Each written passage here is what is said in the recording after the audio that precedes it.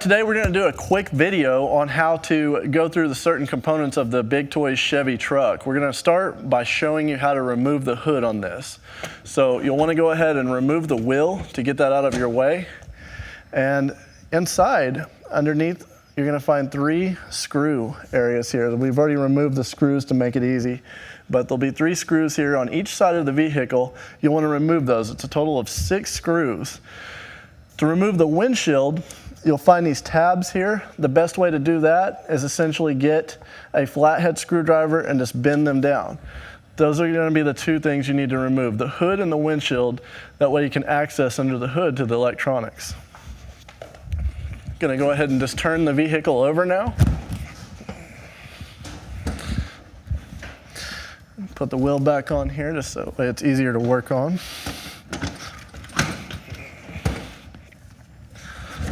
All right, so those tabs were moved over, so we can just go ahead and remove the windshield now. Makes it nice and easy.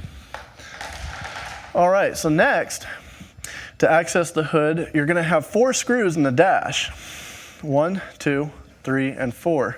2 uppers, 2 lowers. You wanna remove those, simply slide the dash out, but not too much. You've gotta be very gentle because there are wires under there that can be pulled loose.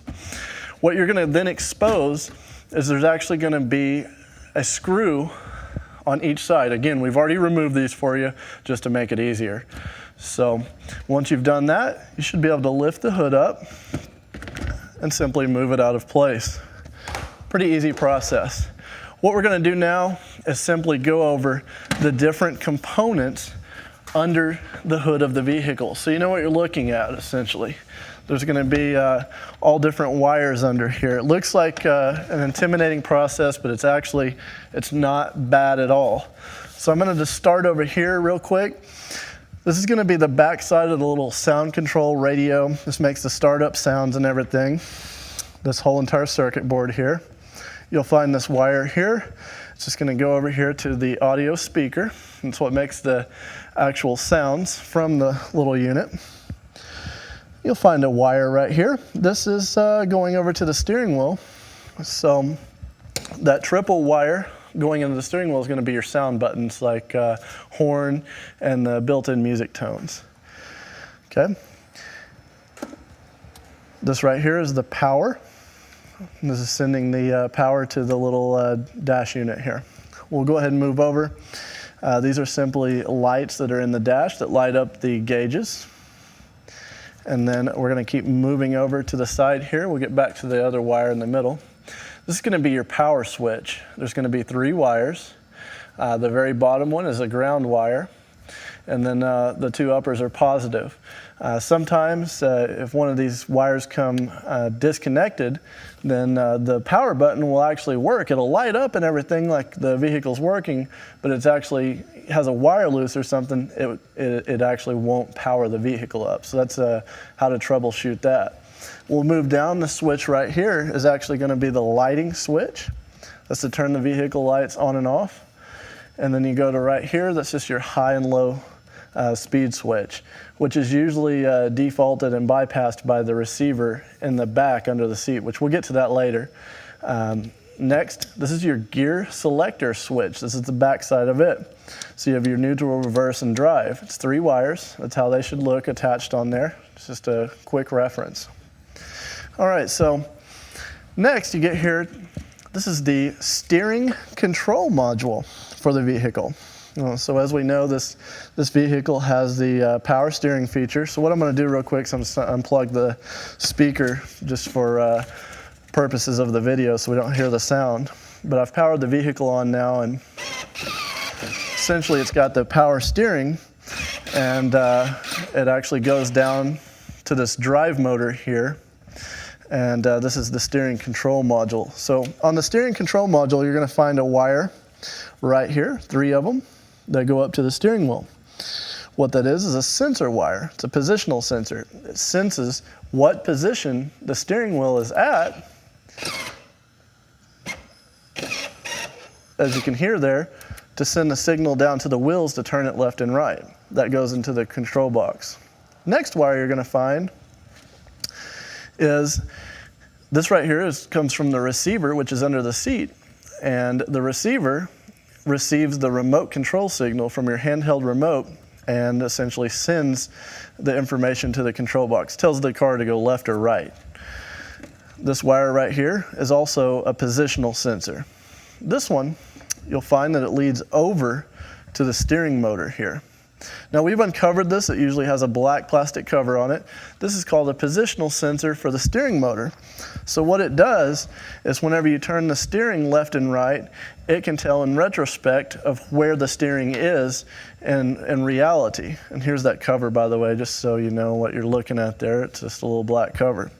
So I'm going to pull this out and just kind of demonstrate what this does. So whenever you're turning the steering left and right, it's actually turning this little dial here. So what this does is it senses what position the steering's at. It's like, you know, if you turn it all the way left, it says, okay, I'm all the way left. That's as far as I can go, stop.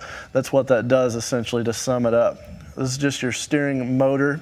It gives power to the gearbox to turn everything left and right. Again, that leads back to the steering control module found under here.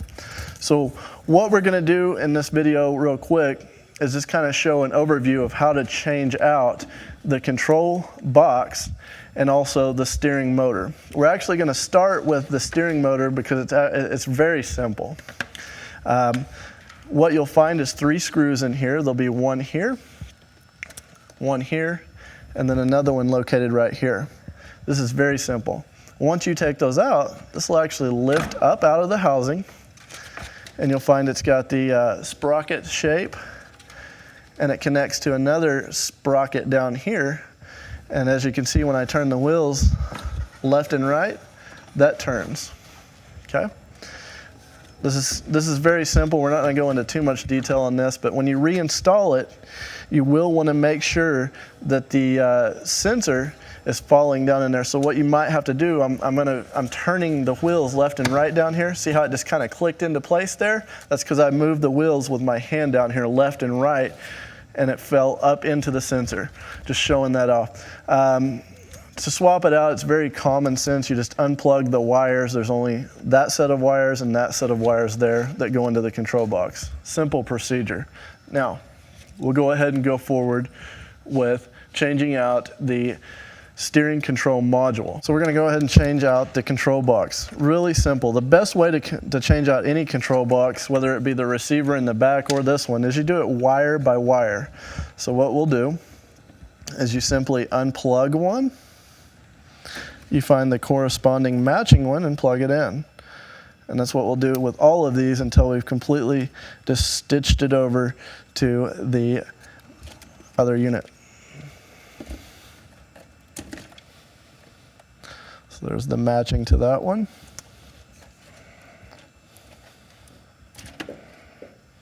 And there's the matching to that one.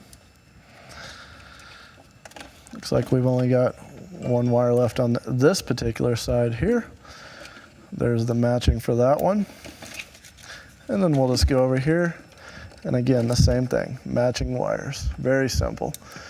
The reason we do it this way is it keeps the confusion down. You're only doing it wire by wire. Another way to do this, and you should automatically do this, is take a picture before you unplug anything. So we've swapped that over, just as simple as that. Now this is usually screwed up to the dash here, and that's essentially connected there. So that's how you go over the components under the hood. One more thing I might mention just to make sure we cover it. This is the lighting wire. This is for the LED headlights. It's normal to have the little circuit board here. It's just a light control module. It regulates the voltage. Any thin red and black wires throughout the vehicle like this going to the front outsides of the vehicle are usually lights. So we're going to go ahead and move on to the back of the vehicle next. And we're going to go over the components located in that. I'm going to just tip the vehicle up on its side and essentially go over all the components that you'll find under there. Okay. So what you'll find under here is you're going to see the battery. It's just a 12 volt, 10 amp battery, distilled lead acid. And next is the charging port. Another thing to always check when troubleshooting your vehicle, if it won't power on, is the charging port. If any of these wires come loose in any way, in most cases the vehicle will not power on. It'll be completely dead, won't do anything, because the power is run through the charging port. Moving to the side here, this is the fuse breaker. This is a self-resetting automatic 15 amp fuse.